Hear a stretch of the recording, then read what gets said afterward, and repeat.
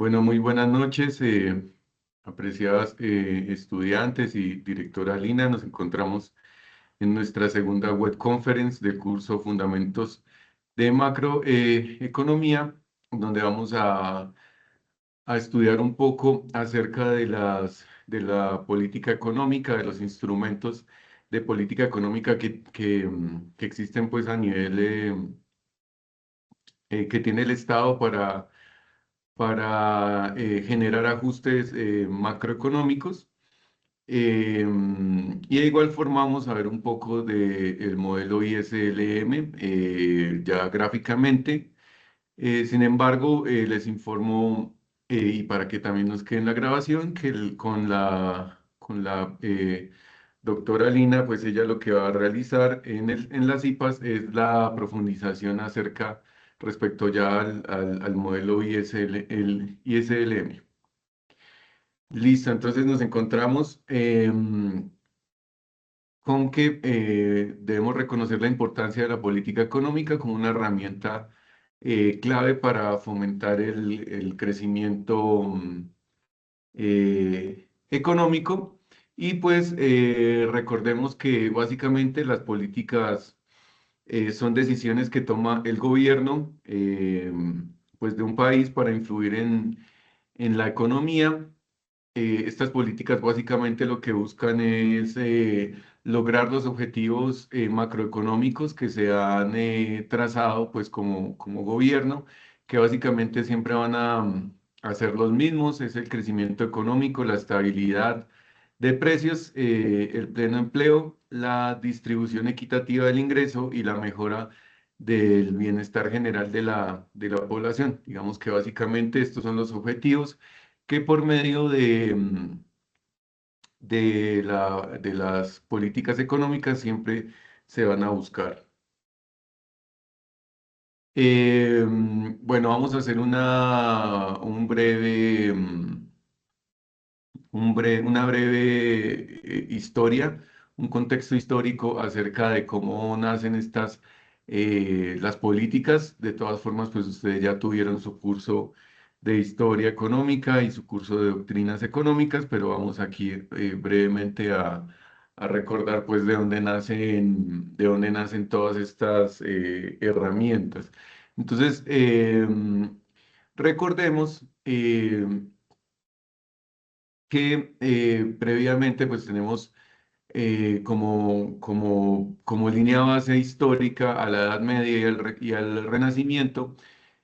Básicamente, en la Edad Media, pues recordemos que había un fuerte teocentrismo en todos los ámbitos. La religión, digamos que está absolutamente presente tanto en las vidas de las personas como de igual forma en el poder. Y esto llevaba a que pues hubiera unas políticas económicas muy rudimentarias. Digamos que no había un poco auge del comercio, poco auge pues de la creatividad de las personas básicamente pues eh, vivían pues en el campo. No habían como suficiente motivación para que las personas estuvieran buscando la generación de riqueza.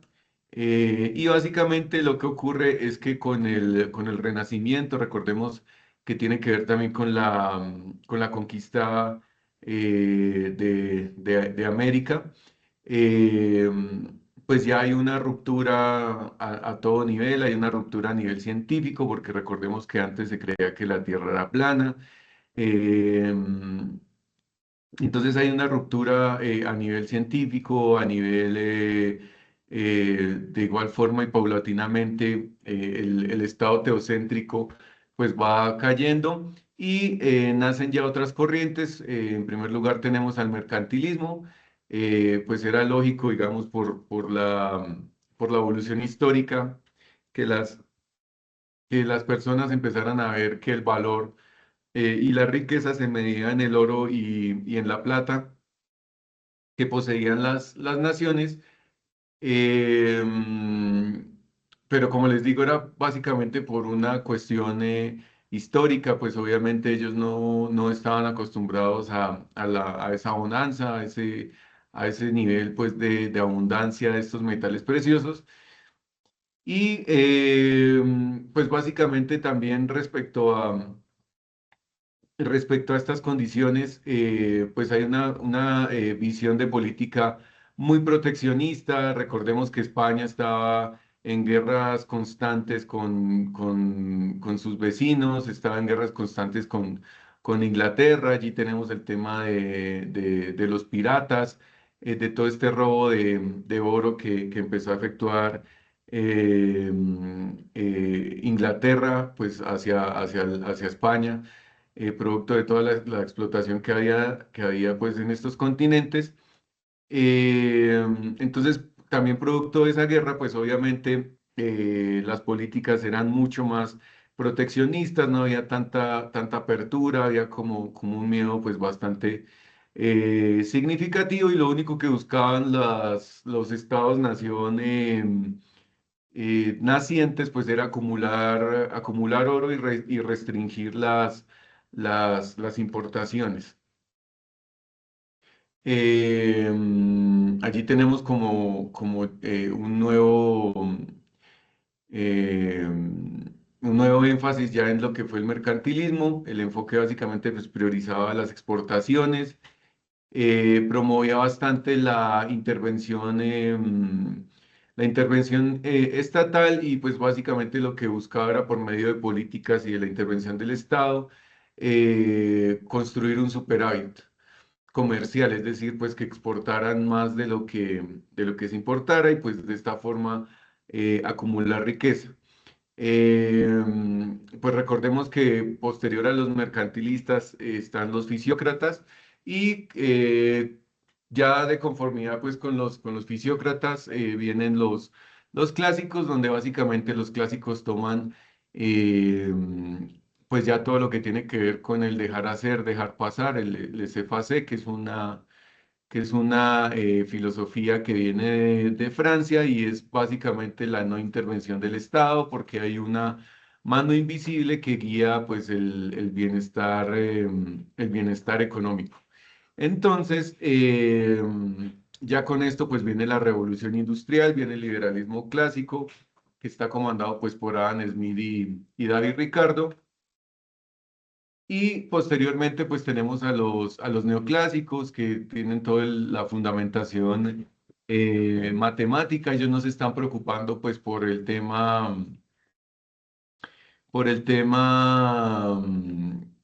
ningún tema económico en particular. Ellos sencillamente pues estaban modelando bastantes temas a nivel matemático. Eh, Recordemos pues eh, que el equilibrio, la ley de oferta y demanda pues viene de los economistas neoclásicos. Toda esta matematización, digamos, de la economía viene de los neoclásicos.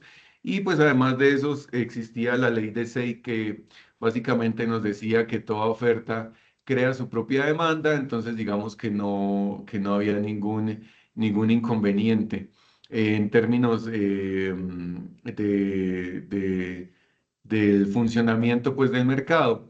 Pero digamos que en los dulces 20, que se le llama al inicio de esa, de esa década, pues de 1920, pues venimos del final de la Segunda Guerra Mundial. Tenemos una fuerte bonanza con Estados Unidos, en Estados Unidos sobre todo. Pero lo que ocurre es que digamos, el mercado especulativo, la bolsa de valores, no tiene ningún tipo de regulación. Eh, se cae pues el mercado, caemos en una recesión muy, muy fuerte. Eh, Recordemos pues que era la primer gran depresión. Los mercados estaban ya comenzando a conectarse. Hubo un efecto dominó con todas las bolsas de valores que produjo pues una crisis global. Y ya allí es donde aparece John Maynard Keynes, que empieza a hablar de unos temas bastante interesantes y es sobre todo en términos de ortodoxia, de heterodoxia, perdón, económica. Él empieza a hablar ya de una vinculación directa, pues, de otra disciplina al campo económico y es, pues, digamos, en lo referente a la psicología. Entonces, lo que empieza a decir Keynes es digamos, ese fundamento neoclásico del Homo economicus y que somos absolutamente racionales en nuestras decisiones de mercado y en nuestras decisiones económicas, pues digamos que no es tan cierto. Keynes acuñó pues este concepto de los espíritus animales y entonces una vez Keynes empieza a hablar de los espíritus animales, pues nos empieza a decir que básicamente la, los empresarios, los ciudadanos no son tan racionales como se plantea. Y un ejemplo clásico, pues es que, digamos, cuando los empresarios empiezan a sentir una crisis, que viene una crisis, lo primero que hacen es a prescindir de personal. Una vez ellos prescinden de personal, empiezan pues a generar los despidos, se corta el flujo circular del dinero y se empiezan a agravar las crisis. Entonces lo que dice Keynes es, si tenemos a ciudadanos y a empresarios que no tienen pues eh, la, que se dejan guiar por sus emociones, necesitamos que el Estado, cuando lleguemos pues a esos ciclos económicos, porque otro tema bastante importante de la teoría keynesiana es que él descubre que hay unos ciclos económicos donde básicamente siempre hay una expansión, una meseta, y una vez se alcanza esa meseta, pues volvemos a caer en una recesión económica y lo que dice Keynes, pues es que esas recesiones no se pueden dejar a manos del mercado, como que no, digamos, es un poco complejo dejarle en manos del Estado, de manos del mercado, que se vuelva a acomodar todo, porque recordemos que Keynes, pues, digamos, en un término, pues, es bastante humano, por así decirlo, porque Keynes, pues, también comentaba el tema de que estamos hablando, pues, de personas, no estamos hablando solamente de cifras, son personas que están aguantando hambre, pues, en términos, pues, de una recesión, y necesitamos, pues, que el gobierno aumente el gasto público, reduzca impuestos para estimular la demanda y promover el empleo. Entonces, digamos que producto de la crisis del 29 y ya pues posteriormente en 1936, eh, ya con el lanzamiento digamos, oficial de la teoría keynesiana, ya podemos hablar del nacimiento pues de la macroeconomía, de las políticas, del entendimiento pues de la macro fundamentada sobre todo en la intervención del Estado. Eh, y pues posteriormente ya tenemos nuevamente, por así decirlo, eh,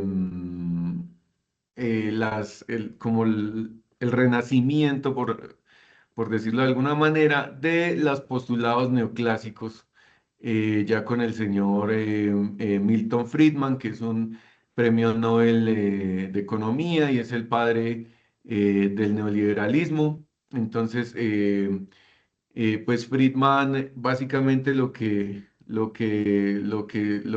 empezó como a evidenciar por medio de ecuaciones matemáticas de una complejidad bastante alta, es que pues el Estado no tiene por qué intervenir, digamos, hay un renacimiento de las tesis neoclásicas que tienen que ver sobre todo pues con la crisis de la OPEP a nivel de petróleo pues de 1970, de 1980. Hay una crisis del estado de bienestar, tanto en Inglaterra sobre todo, donde se habían hecho unas promesas muy fuertes a las personas pues, que habían participado en la Segunda Guerra Mundial, y todo ese estado de bienestar empieza a desmontarse pues, con Ronald Reagan en Estados Unidos y con Margaret Thatcher en Inglaterra, y digamos que bajo la batuta ideológica de Milton Friedman empieza a haber una intervención, una reducción de la intervención estatal, privatización de empresas públicas y apertura de los mercados. Entonces, de igual forma, para hacer un recorderis, recordemos que América Latina se había planteado la implementación del modelo cepalino, pues que básicamente tenía que ver con el modelo pues, de industrialización por sustitución de importaciones, el modelo EASY. Entonces, básicamente habían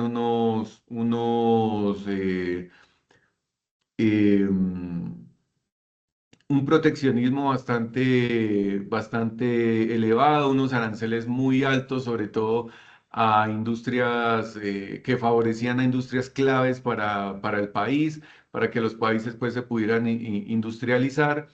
Eh, mm, y digamos que ese modelo también empieza a tener algunos inconvenientes en América Latina, pues que tiene que ver sobre todo con unos temas de corrupción, eh, que tiene, que pues digamos son problemas estructurales que comparten toda América Latina.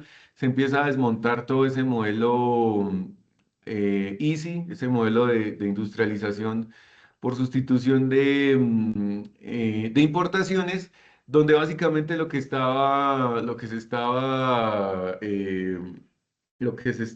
digamos, un poco rescatando a nivel de comercio internacional era pues estas tesis de David Ricardo en términos de las ventajas comparativas y competitivas. Entonces, lo que estaba diciendo Estados Unidos era tranquilos, déjenos a nosotros producir en lo que nosotros somos buenos, y ustedes pues no, digamos, van a producir también en lo que ustedes son buenos, y nos vamos pues a complementar. Y digamos, ese es un gran resumen el que estamos haciendo, porque obviamente hay muchísimas más variables allí presentes. Ahora, pues recordemos que ya nos encontramos en unos entornos de volatilidad bastante grandes. Recordemos pues que a nivel geopolítico ya Estados Unidos está cediendo en un montón de variables, en un montón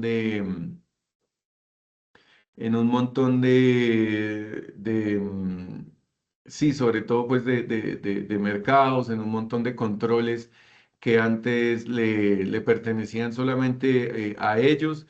Ya no estamos hablando pues de un mundo bipolar, sobre todo pues cuando nos encontrábamos con la Guerra Fría, sobre todo finalizando la década de los 80, principios de los 90, que hablábamos pues de un mundo bipolar. Recordemos pues que eso ya no, en geopolítica ya no existe.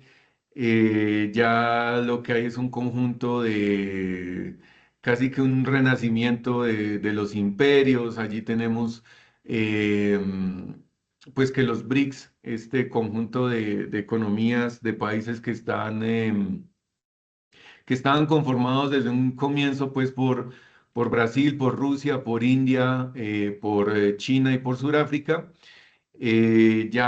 Ya el PIB de ellos es mucho más grande que el G8. Entonces ya estamos hablando de un mundo multipolar, digamos, donde no hay un país que pueda implementar de forma unilateral políticas, porque recordemos que el Fondo Monetario Internacional pues, fue sobre todo el encargado de implementar el neoliberalismo en el mundo. digamos que ya no existe ese nivel de coerción, ya no lo puede ejercer pues ningún país, porque ya estamos en un orden multipolar y pues esto lo que genera es que finalmente los países pues adopten las políticas que más le convengan, digamos que hay políticas pues de orden keynesiano para enfrentar las crisis económicas, también hay enfoques pues neoliberales y los intervencionistas. eh, mm, Hay un orden pues digamos que el más interesado en en que la globalización continúe su camino, diríamos que en este momento es China, dada la producción la gran producción que ellos tienen. Ellos digamos, no le tienen miedo pues a a la competencia y allí ya estamos viendo como otro orden en términos pues de políticas. Y ya vamos un poco más en materia de lo que de lo que son los fundamentos de macroeconomía. Entonces recordemos que básicamente tenemos tres tipos de política. Tenemos la fiscal, la monetaria y la comercial. Recordemos que la política fiscal sobre todo está fundamentada en lo que tiene que ver con el manejo de ingresos y los gastos del gobierno, pues principalmente a través de los impuestos y el gasto público. Y hay dos tipos de política fiscal y de igual forma pues de política monetaria. Entonces en política fiscal podemos hablar de política fiscal expansiva cuando se aumenta pues el gasto público o se reduce pues los impuestos, la carga impositiva. Entonces cuando el gobierno genera cualquiera de estos dos escenarios, pues lo que quiere es incentivar pues el crecimiento económico.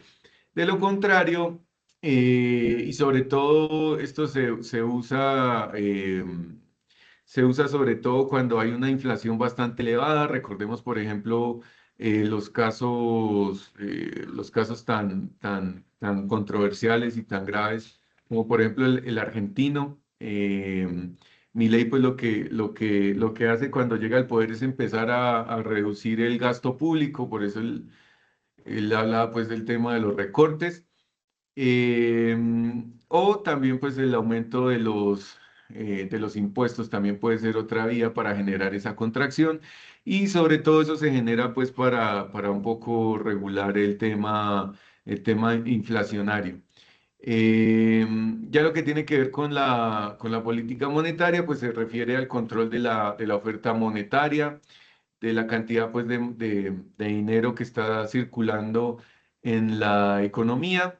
Básicamente lo que pues sabemos que en la mayoría de países, por ejemplo en Estados Unidos pues tenemos a la Fed, en Colombia tenemos al Banco de la República, donde básicamente ellos son los que de manera técnica regulan pues la oferta monetaria, las tasas de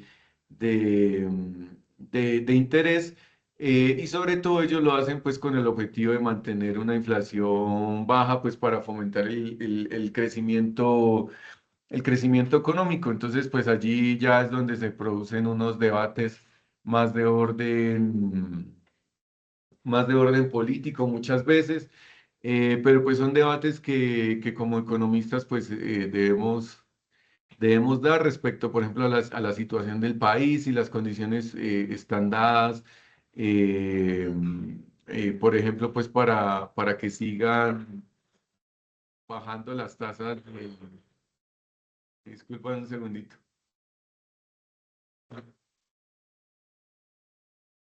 para que sigan bajando las tasas de interés. Eh, entonces, porque digamos, Colombia todavía tiene unas tasas de interés bastante altas, pero recordemos que pues Colombia siempre se ha caracterizado por por el control de de la inflación. Digamos que eso es bastante positivo, pero es una paradoja ahí bien grande, porque pues se requiere finalmente de crecimiento para que el país mejore sus condiciones laborales, mejore sus condiciones, sí, pues en términos del mercado laboral, de la oferta, pero ahí ya entran muchísimas más variables pues que habría que analizar con bastante detenimiento. Y luego tenemos la política comercial que abarca las decisiones sobre comercio internacional. Entonces allí tenemos pues los aranceles, las cuotas, los acuerdos comerciales, con el objetivo de proteger la economía nacional y promover pues el libre comercio. Allí tenemos bastantes ejemplos de actualidad. Obviamente el más famoso pues es Donald Trump, eh, que tiene que ver pues con ese control que ellos quieren lograr, quieren recaudar bastante dinero, pues producto de la implementación de estos aranceles. Por ahí pues también tenemos esos acuerdos comerciales que muchas veces también se pueden ver afectados por temas políticos. Recordemos hace poco el acuerdo pues comercial que tenía Colombia con Israel, cómo se vio afectado pues por temas sociales, por temas de orden, de orden político. Entonces allí tenemos como esas tres políticas básicamente. Aquí tenemos el modelo ISLM, que como les digo, tenemos tres ejemplos muy básicos y recordemos que en esa primera presentación les diría, chicos, que es fundamental que ustedes se apoyen en la presentación, que ustedes deben apoyar con imágenes y con gráficas, pues que ojalá usen estas gráficas para apoyar esa interpretación, porque es fundamental conocer cómo funciona pues el modelo ISLM. Aquí tenemos en la primera gráfica, es el equilibrio básico del modelo ISLM. Recordemos que allí en el eje X tenemos a la tasa de interés y en el eje Y tenemos al PIB. Eh, y pues básicamente, ¿cómo funciona? Cuando la tasa de interés que tenemos, por ejemplo, en en el ejemplo de la segunda gráfica, tenemos un desplazamiento de la curva LM1 a la curva LM2, donde hay una reducción, donde hay una reducción de la tasa de interés. Y pues básicamente lo que hace esa reducción en la tasa de interés es que hay un aumento en la producción, pues vía consumo, vía producción. Recordemos pues que si las personas ven una tasa de interés más baja, pues van a verse motivados pues a sacar préstamos para poder consumir más, para poder, las empresas también van a poder eh, producir más.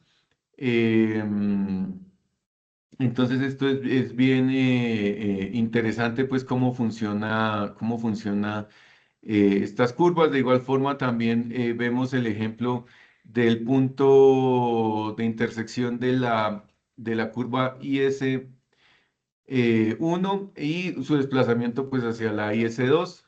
Recordemos pues que estas ya son eh, variables pues de orden exógeno al modelo donde pues ya si hay un aumento en el gasto público o hay o una disminución en la carga impositiva, entonces también vamos a ver un desplazamiento en el ingreso, ¿cierto? Pues vía, de igual forma, se supone y dice la teoría que si hay menores impuestos, pues las empresas van a generar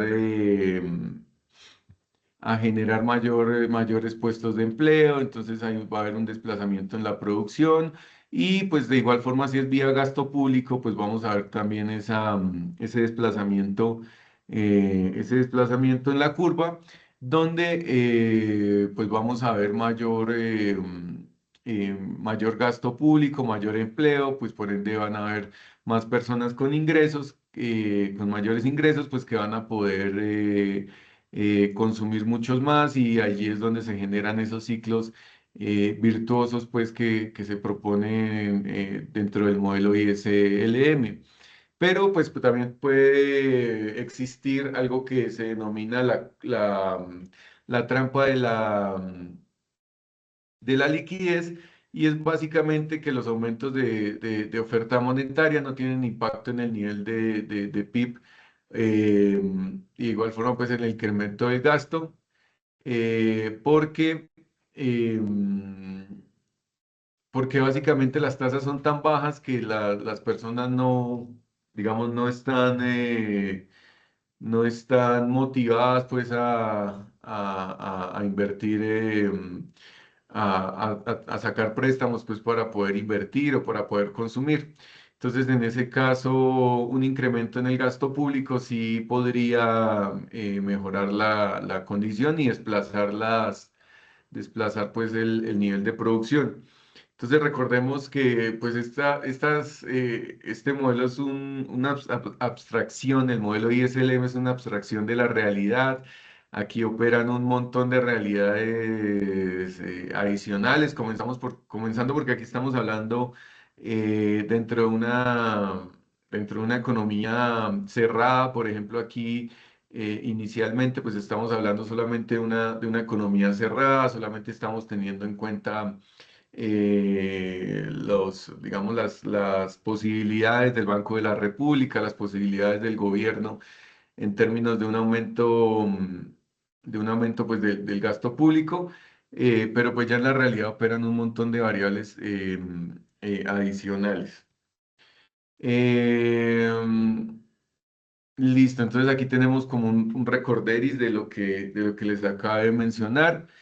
La política fiscal expansiva consiste en aumentar el gasto público y bajar los impuestos. La contractiva consiste en reducir el gasto público o subir los impuestos.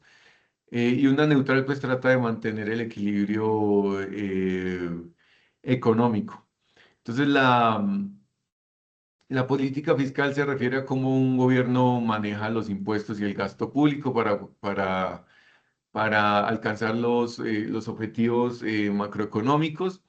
Recordemos, allí tenemos básicamente los cuatro pilares. Recordemos que siempre vamos a buscar tener una economía estable.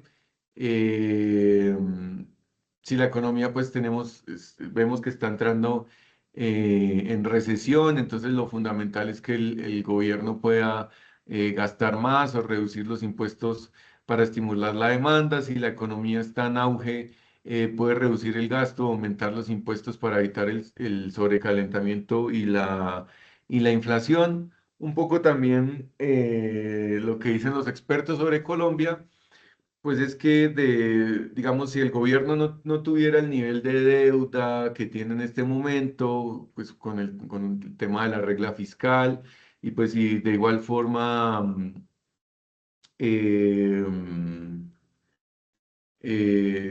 pues no tuviéramos la volatilidad mundial que tenemos en este momento, pues sí se podría hacer como una combinación de factores en conjunto con el Banco de la República para poder disminuir de manera significativa las tasas de interés y generar políticas pues que permitieran un desplazamiento del crecimiento económico que esté acorde pues con nuestra estabilidad.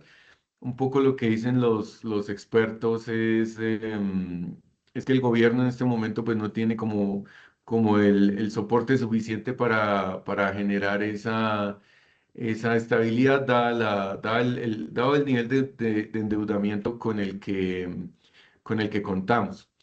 De igual forma, pues siempre se debe promover el nivel de crecimiento económico, pues a través del gasto en infraestructura, educación y otras áreas.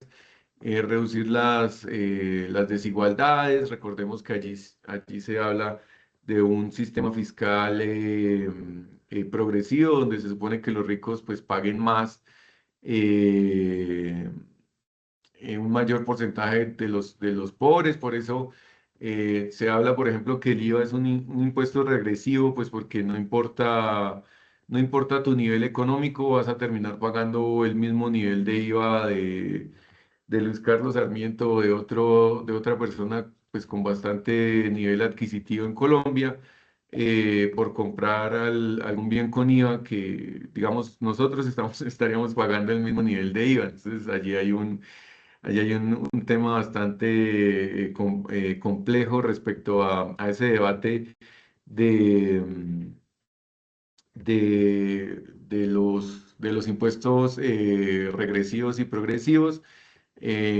Allí, pues, dentro de la literatura que se recomienda está el profe Tomás Piketty, con El Capital en el siglo XXI, un libro bastante interesante, donde hace un análisis muy juicioso de los resultados digamos, de reducirle los impuestos a las personas con más recursos, y realmente genera los impactos pues que dicen que hay.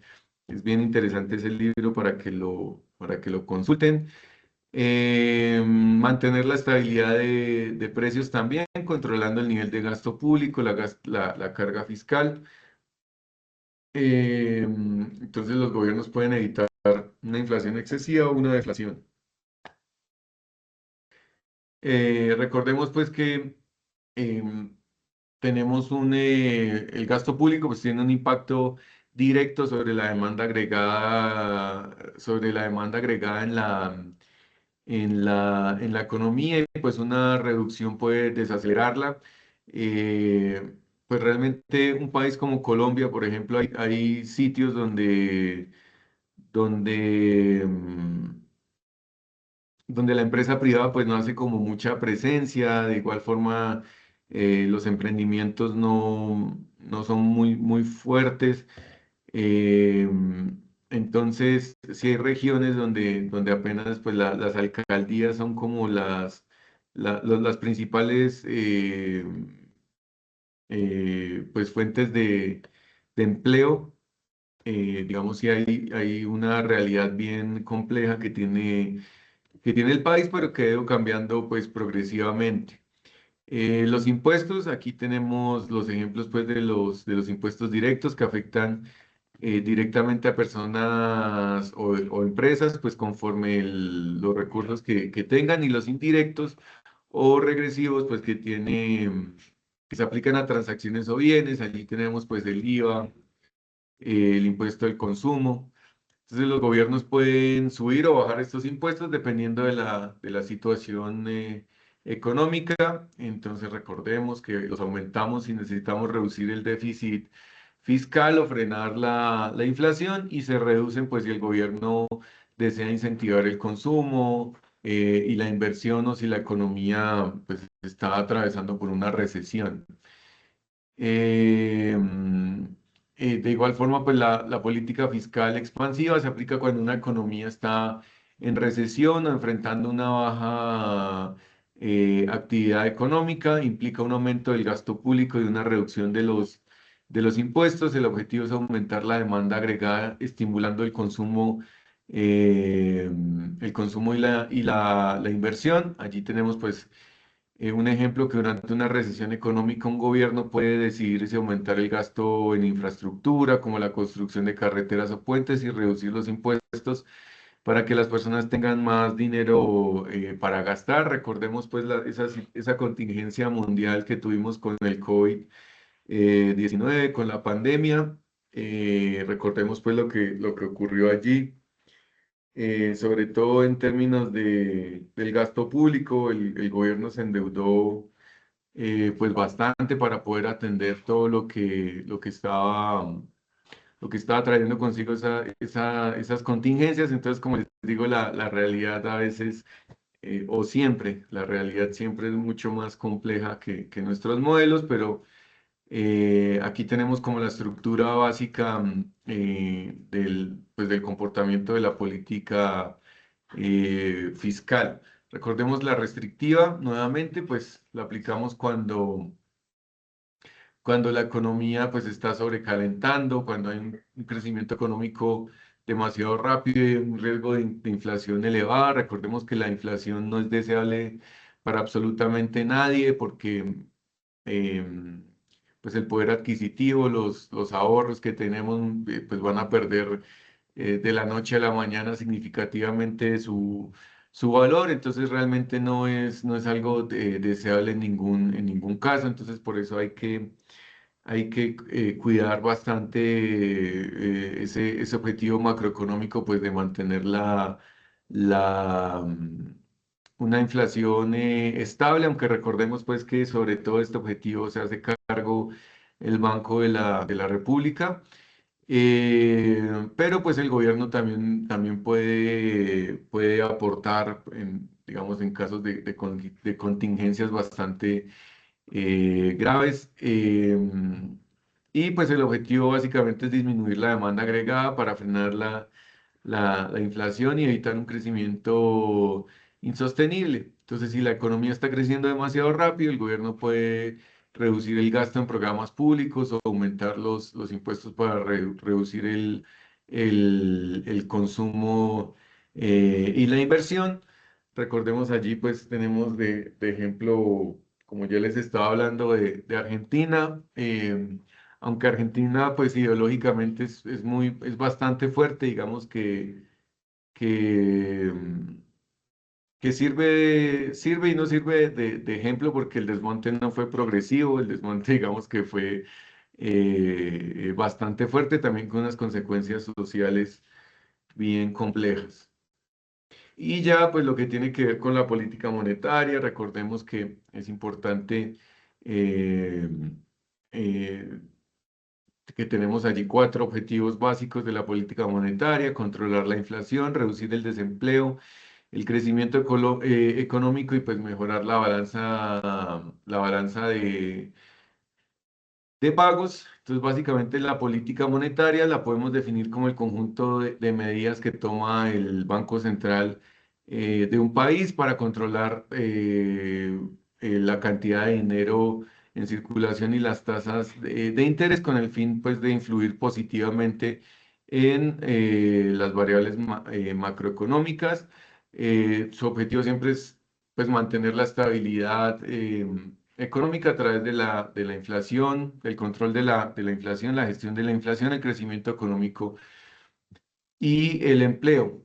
Entonces, controla la inflación, pues recordemos que una inflación demasiado alta pues reduce el poder adquisitivo de la moneda. Como les digo, no es deseable bajo ningún escenario tener una inflación pues demasiado alta, inmanejable.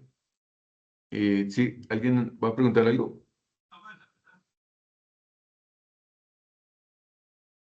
Bueno, creo que se abrió fue un micrófono.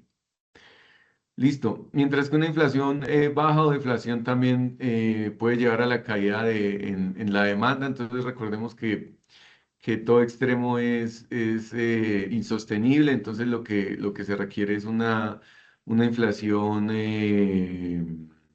controlada. Digamos que la mayoría de los bancos centrales pues tiene el objetivo de inflación que suele estar, pues sobre todo en un dígito, eso es como lo que se busca, pero pues muchas veces eh, tenemos este ejemplo del 2% anual de mantenerla como así de controlada. Se promueve el empleo, aunque la política monetaria no garantiza el pleno empleo. Pues los bancos sí siempre van a buscar las condiciones pues, que favorezcan la condición la creación de empleo, pues mediante mediante el control de la inflación y la estabilidad económica. De igual forma, pues la estabilidad financiera, el Banco Central, el Banco de la República también tiene la tarea pues de evitar las crisis financieras, entonces ellos regulan toda la oferta monetaria en el sistema bancario, pues para que los mercados de crédito funcionen de manera eficiente y estable.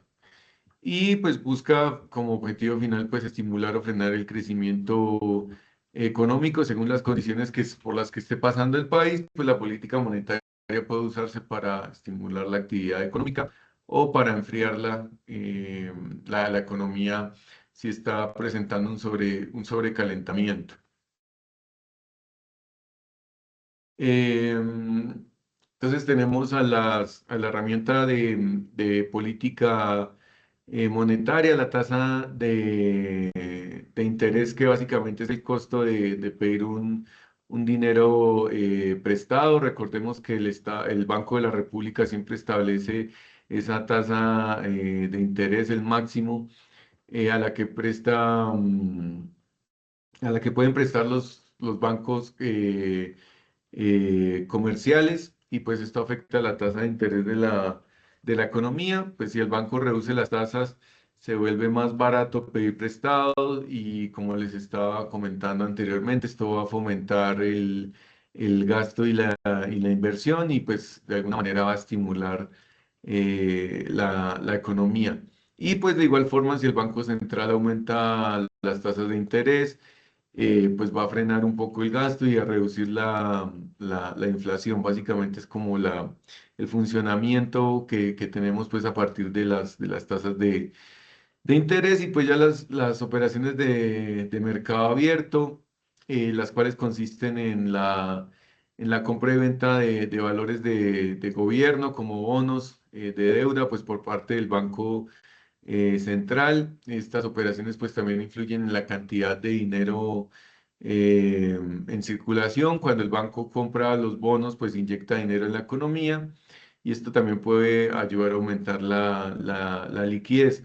Cuando los vende, pues extrae dinero de la economía, lo que puede ayudar a reducir la inflación. Esos bonos, pues básicamente son herramientas también de deuda que, como nos plantea el ejemplo que les acabo de leer, pues bien va a servir para reducir la liquidez que hay en el mercado, o para aumentarla, dependiendo de los objetivos de política que tenga el Banco de la República. De igual forma, hay unos requerimientos de reserva, hay una visita que también siempre hace el Banco de la República. Esa visita sobre todo está diseñada para estudiantes de colegio, aunque también pues para estudiantes de universidades se realiza. Es bastante interesante, donde explican de igual forma eh, digamos, estos mecanismos. Es bien chévere, por si algún día, por si algún día pueden realizarla. Entonces, los bancos comerciales deben mantener una cantidad mínima de reservas, es decir, una fracción de los depósitos que reciben. El Banco Central puede modificar este coeficiente de reservas para influir en la cantidad de dinero que los bancos pueden prestar. Digamos que esta es una de las críticas que los bancos centrales tienen, sobre todo en estas plataformas, los bancos virtuales, sobre todo, pues ellos dicen allí es mucho más complejo, eh, pues tener control sobre esas reservas. Realmente no hay como un respaldo allí. Entonces es bien interesante también ese debate que se da a partir pues de la visión del banco, digamos, la visión tradicional del Banco de la República, que obviamente también tienen algo de razón, y la modernización ya de los sistemas bancarios, pues con todas estas agencias virtuales. Entonces, si el Banco Central reduce los requisitos de reserva, los bancos pueden prestar más dinero, lo que aumenta la oferta monetaria, y pues puede estimular la economía. Si aumentan los requisitos de reserva, pues los bancos tendrán menos dinero disponible para prestar, lo que puede reducir la oferta monetaria y enfriar la economía. Entonces aquí vemos como unos instrumentos adicionales diferentes a la tasa de interés, pues por el que el Banco de la República pues va a controlar la cantidad de oferta monetaria. Digamos que allí es mucho más variado los instrumentos que tiene el banco para poder influir en la cantidad de oferta monetaria que hay en el país. Entonces, nuevamente recordemos los tipos de política monetaria. Recordemos que la expansiva se usa pues cuando estamos en recesión o cuando el crecimiento está muy bajo, cuando vemos pues las condiciones para que haya mayor crecimiento económico. Entonces, pues el Banco Central busca aumentar la oferta de dinero y reducir las tasas de interés, pues básicamente para motivar la creación de empleo por medio del gasto y la inversión, del aumento del gasto y la inversión. Entonces el ejemplo es que durante una recesión el Banco Central podría reducir o bien las tasas de interés o realizar compras de bonos de gobierno para inyectar dinero en la economía.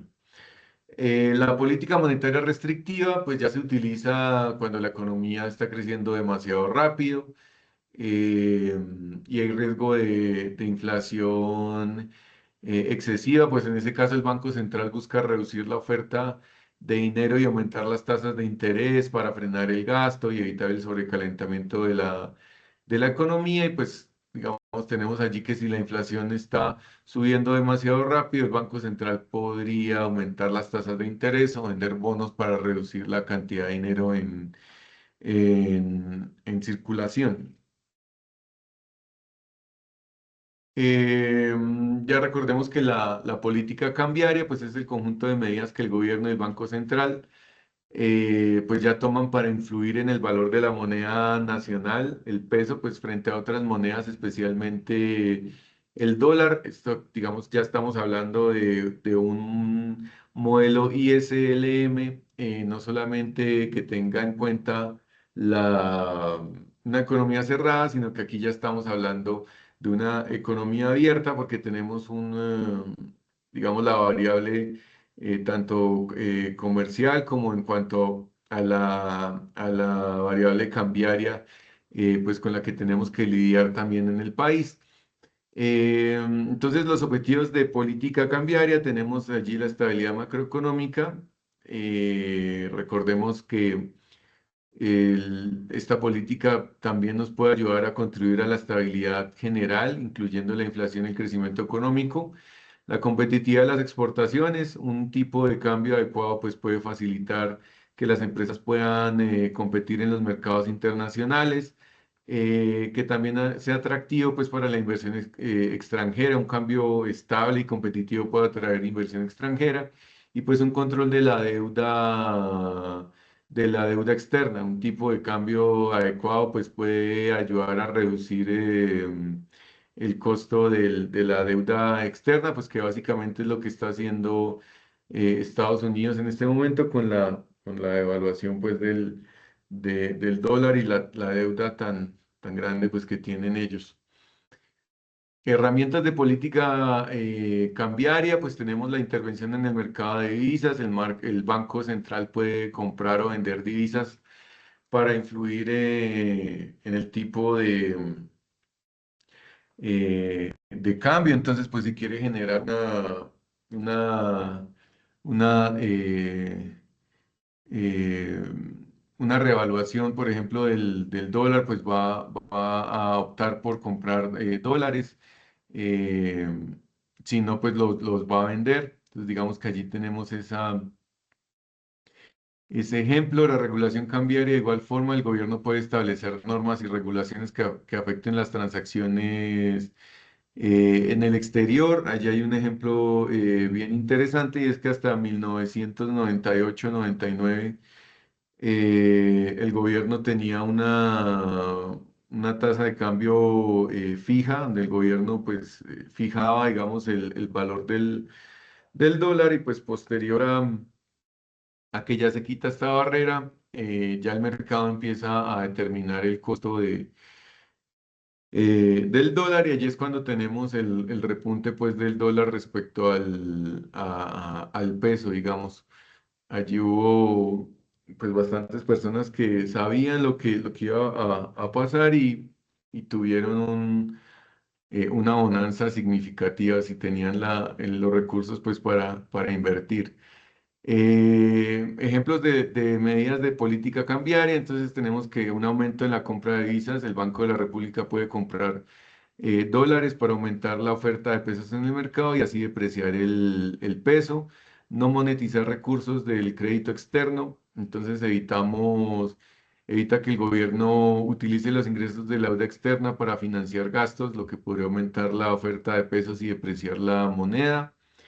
Exigir a los bancos un respaldo mayor en dólares para sus pasivos en esa moneda, lo que podría aumentar la demanda de dólares y pues apreciarlos o revaluarlos.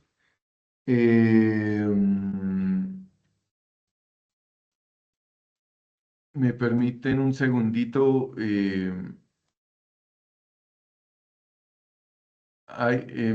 Permiten un segundito. Qué pena.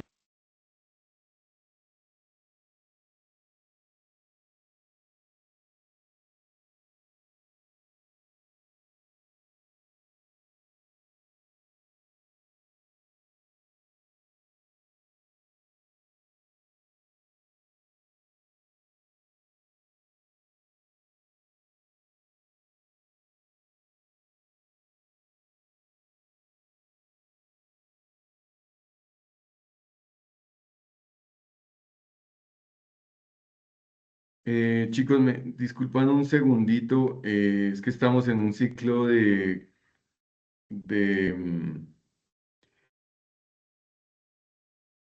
pruebas a ver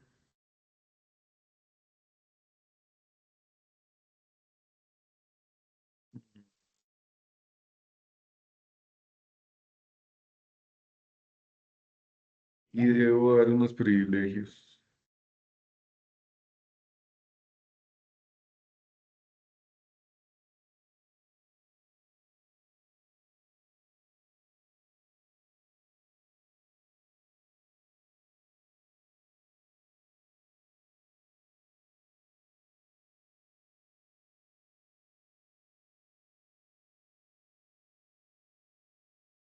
Listo, chicos, qué pena. Ingrid, tienes la manito arriba.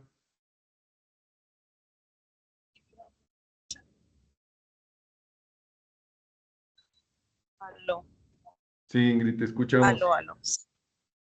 Profe, bueno, no sé si de pronto en esta clase podamos revisar unos puntos de la guía de las que tengo quietud, o no sé si de pronto ese tema lo vayamos a revisar más adelante. Los puntos de la guía. Sí, sí, señor. Pues la idea, Ingrid, es que, digamos, eso se realice sobre todo en las IPAs. Pero si quieres, me dejas la pregunta, al final lo revisamos, cualquiera que tengas. Sí, listo. Perfecto. Entonces, espero al final le hago una pregunta pequeñita. Listo, vale, Ingrid. Me disculpan, chicos, ya solucioné aquí el inconveniente y seguimos con nuestra web. Em, Listo, entonces seguíamos en la participación en el mercado de coberturas cambiarias. Entonces, en ese caso, pues se ofrece a los exportadores tasas mínimas para el reintegro de sus divisas y ponerle un techo al precio del dólar para el servicio de la deuda externa pública. Entonces, aquí tenemos ya finalizando una situación de análisis y es que el presidente Donald Trump, pues impuso aranceles de cerca de un 30% sobre las exportaciones. El presidente anunció la imposición pues a varios países, donde incluyó a Colombia, imponiéndole pues primero un 10%, igual al que Colombia aplica a las importaciones estadounidenses. Actualmente la balanza comercial entre Colombia y Estados Unidos ha mostrado un déficit constante. En el año 2022 el saldo negativo era 3.000 millones de dólares, y pues se había reducido a 1.191 millones de dólares. Pues sin embargo, obviamente este arancel lo que iba a provocar es frenar la recuperación y afectar la competitividad de los productos en el mercado estadounidense.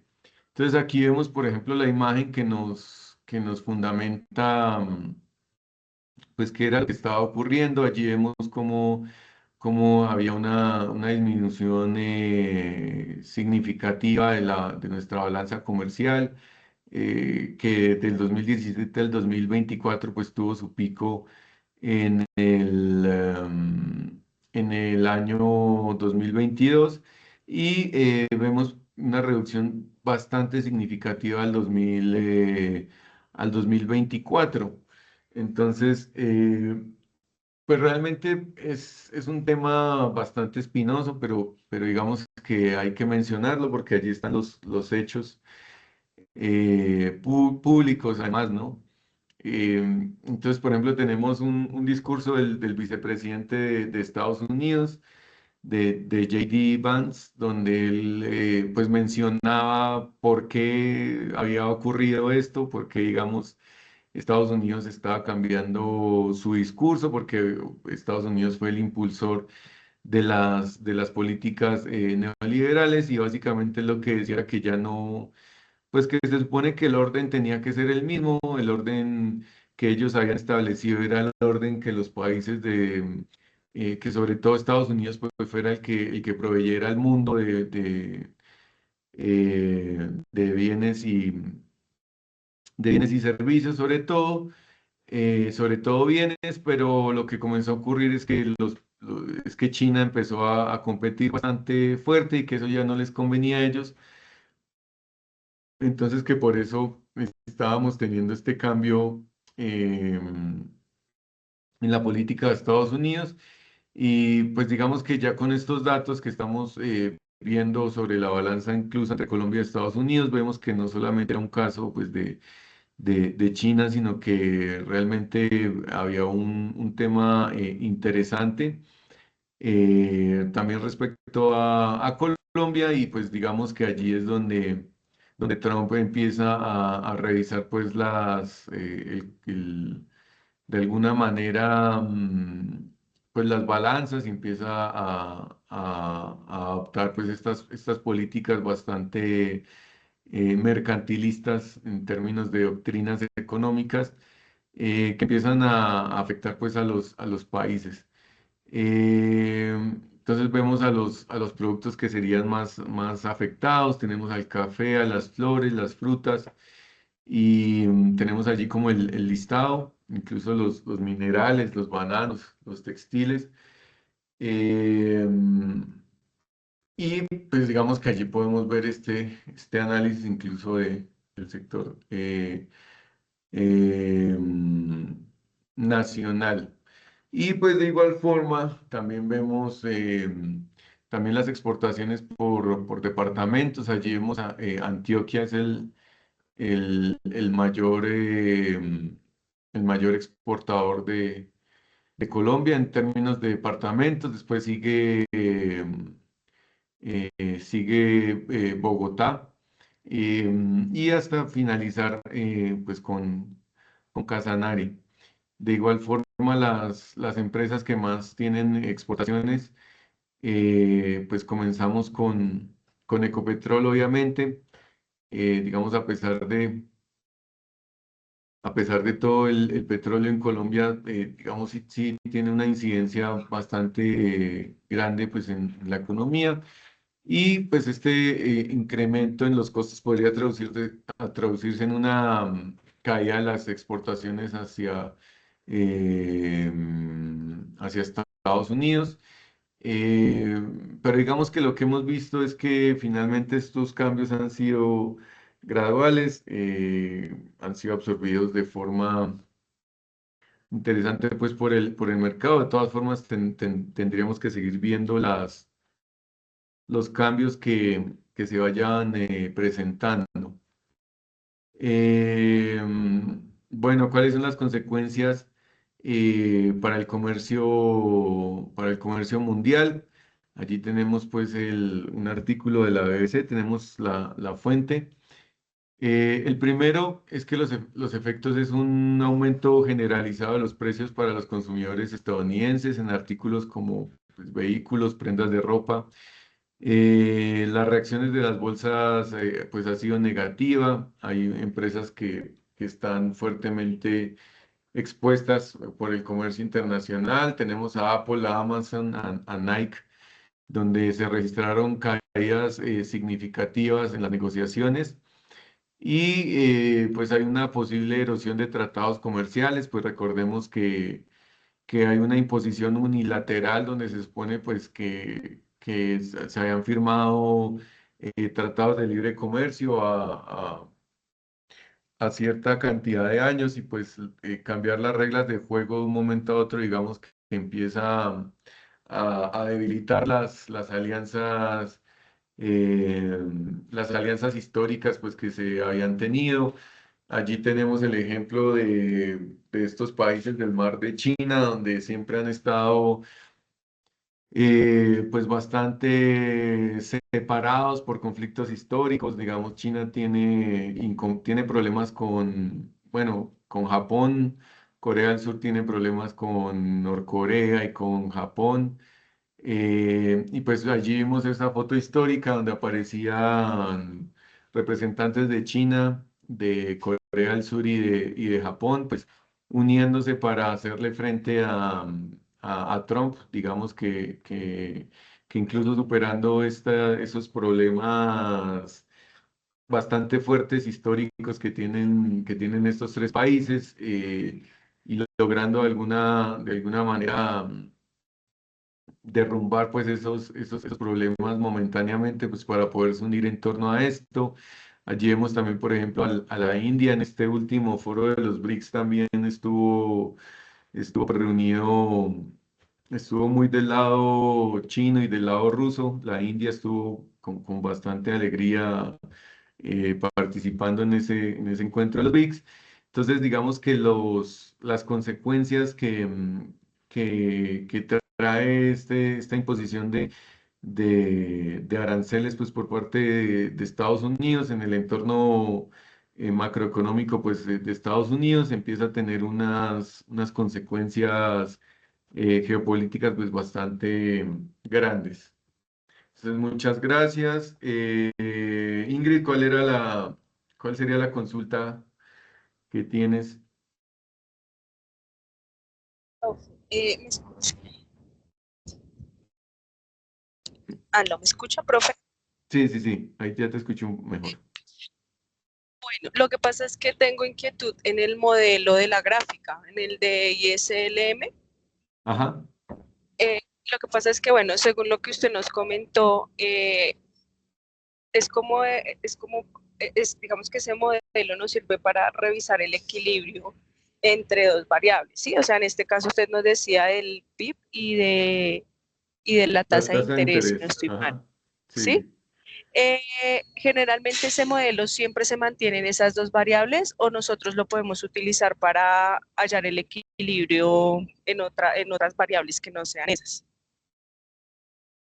No, el modelo siempre va a tener las mismas variables, Ingrid, porque O sea, justamente, exacto, sí, siempre se va a graficar sobre el PIB y la tasa de interés.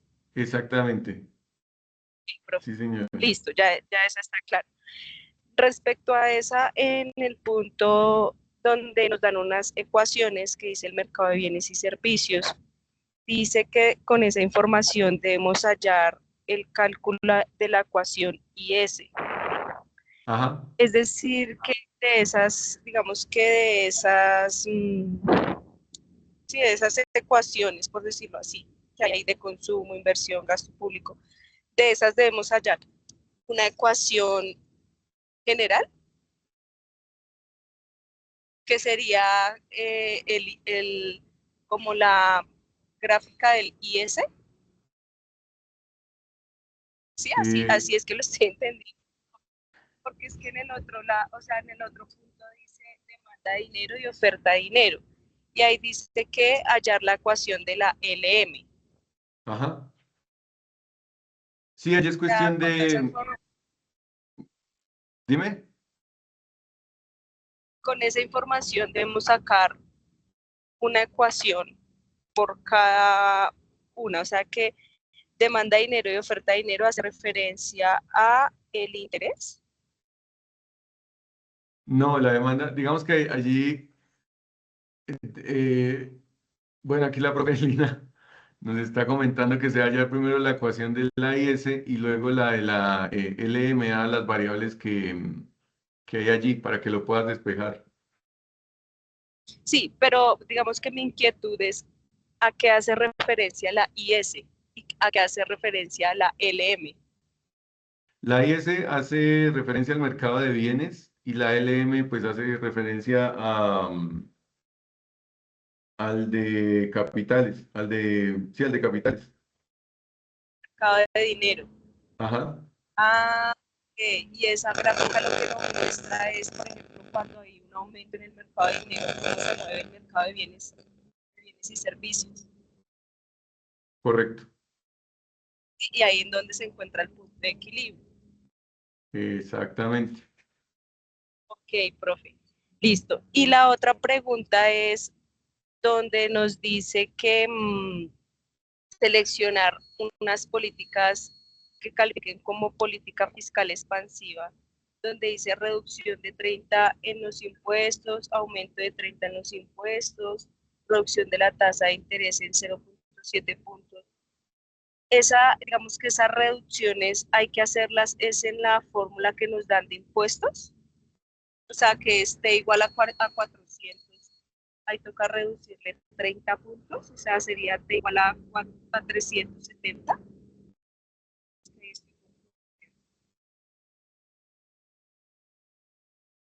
Ya, profe Lina, es que no tengo tan presente ese ejercicio. La guía. Bueno, ¿me escuchan? Sí, creo que sí. Bueno, la Ujú. idea Sí, entonces es que dependiendo la decisión que su merced tenga, por ejemplo, si su merced dice voy a reducir los impuestos, lo que tú haces entonces es que vuelves y generas la ecuación de la IS, igualas con la LM original y generas el nuevo punto de equilibrio. Si tú dices que vas a aumentar la oferta de dinero, pues vas a hallar nuevamente la oferta, la ecuación de la LM y generas el nuevo punto de equilibrio. No sé si es claro. por eso, o sea, por ejemplo, la reducción de 30 en impuestos, En lo que impuestos yo entonces hago es, generas la nueva ecuación de la IS. sí, Lo que yo te y digo a es, esa ecuación le resto los 30, señora, a esa ecuación le resto los 30 en impuestos. sí, si el impuesto, digamos, el original es 70, pero tú dices con el nuevo impuesto o la reducción del impuesto, voy a mejorar una política fiscal restrictiva. Si el original son 70 y en la nueva opción te dice 30, pues serían 40 los impuestos ahora. Ok, Mira, feliz. no te preocupes Hay por más. ahora. Organiza lo otro y cuando estemos en las IPAs trabajamos toda la parte numérica. Y las IPAs las hacemos la otra Ah, semana. Listo, no te preocupes, que la parte numérica ahí la ya se vamos a explica trabajar la otra semana. Señora, la parte numérica en el CIPAS que van a programar para la otra semana. sí, sí, sí. La parte numérica vamos la otra semana. Lo que pasa es que me estoy enferma y por eso pues el profe está liderando este espacio. Pero la otra semana ya nos encontramos y pues trabajamos la parte numérica sin problema. Ah, listo, profe, listo. Mil gracias, qué pena. Claro que sí. Mejoré muy pronto. Tranquila. Muchas gracias. Listo, Ingrid, muchas gracias por tus preguntas y muchas gracias, profe Lina, que a pesar de estar malita nos diste una mano con los ejercicios. No sé si tengamos más preguntas, chicos. Profe, yo otra vez, Sí, dime, Ingrid. con todo lo que usted nos explicó en el tema de políticas fiscales, la monetaria, sea, lo que yo puedo observar allí es que realmente la economía se mueve con lo que establece el Estado, porque finalmente el Estado es el que establece esas políticas, ¿no? Pues como te decía, Ingrid, digamos que eso es lo que se asume bajo unas pocas variables que está teniendo en cuenta solo tasa de interés y está teniendo solo en cuenta tasa de interés y pues la cantidad de producción, de oferta monetaria. Pero pues digamos que la realidad, como siempre les comento, es muchísimo más compleja. Por ejemplo, recuerdo en el 2012, imagínate hace ya un tiempo, eh, que la cantidad, los granos estaban subiendo de precio. Entonces, digamos, el Banco de la República estaba como realizando las mismas operaciones de siempre, ¿sí? Entonces, digamos, no, está subiendo el grano, granos me refiero a todos los granos agroindustriales, la soya, el frijol, bueno. Y resulta que la subida no tenía que ver con un tema, pues, netamente económico, sino tenía que ver con que China estaba aumentando su consumo de carne y por eso digamos, el grano a nivel mundial se estaba yendo pues a la fabricación de concentrados para las vacas europeas para poderlas vender en China. Entonces, digamos que hay muchas variables que están interviniendo y como te digo, tenemos que ver es que estamos en unos ambientes tremendamente volátiles, donde obviamente sí es súper fundamental apropiar estos modelos, apropiar la estructura, la forma en que se están la forma en que los estamos interpretando, que nos sirven pues para conocer un poco la realidad, pero como te digo, digamos, la realidad tiene unas complejidades adicionales.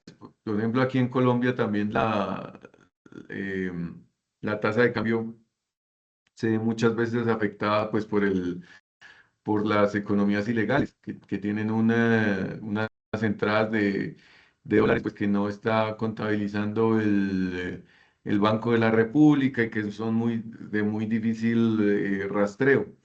Entonces también nos está afectando bastante.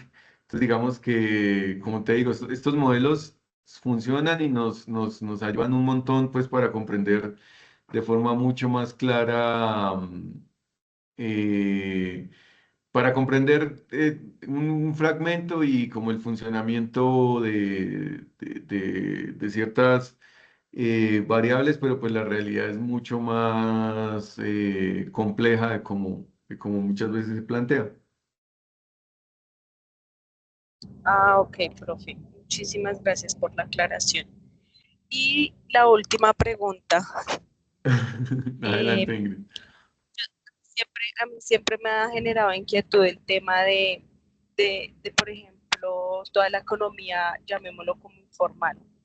O sea, Ajá. por ejemplo, las personas que colocan un puesto, por ejemplo, en la calle, eso también afecta directamente a la economía. Eso no sé, hay manera de darlo Se te, de la se te, dinámica económica. se te escucha bastante lejos, pero creo que estabas hablando acerca de la informalidad. Es correcto, sí. Listo, sí, con la informalidad también hay bastantes inconvenientes y es que hay, digamos, son personas que no están pagando impuestos, que muchas veces uno cree que por el hecho de ser informal no están generando, eh, digamos, recursos, pero justamente las condiciones de no pagar impuestos, de no pagar, digamos, a veces por un espacio, sobre todo aquí en Bogotá se ve bastante ese fenómeno en ciertos sectores donde, donde tienen muchísimo dinero y realmente los incentivos para que se formalicen no son muy claros y al no existir como un tema coercitivo tampoco se puede hacer mucho y digamos esa informalidad termina pues generando unos inconvenientes en términos de recaudo de impuestos, en términos de competitividad, de competitividad. Entonces es bastante complejo el tema de la, de la informalidad, pues sobre todo en términos de los incentivos para que ellos se vinculen. Entonces sí es un reto muy grande, Ingrid, y pues da la estructura del país, eh, es una de las trampas allí de pobreza, pues en las que también podemos estar inmersos. Listo, profe, muchísimas gracias por su aclaración. Muchas gracias. Bueno, Ingrid, no a ti por esas buenas preguntas. Entonces, chicos, les agradezco muchísimo el haber asistido el día de hoy. Eh, los invitamos entonces el próximo jueves 16 de octubre a las 4 p.m. Vamos a estar realizando las IPAs, donde se va a estar explicando sobre todo esas ecuaciones que tenemos en las guías, pues por parte de nuestra directora, la profe Lina Constanza.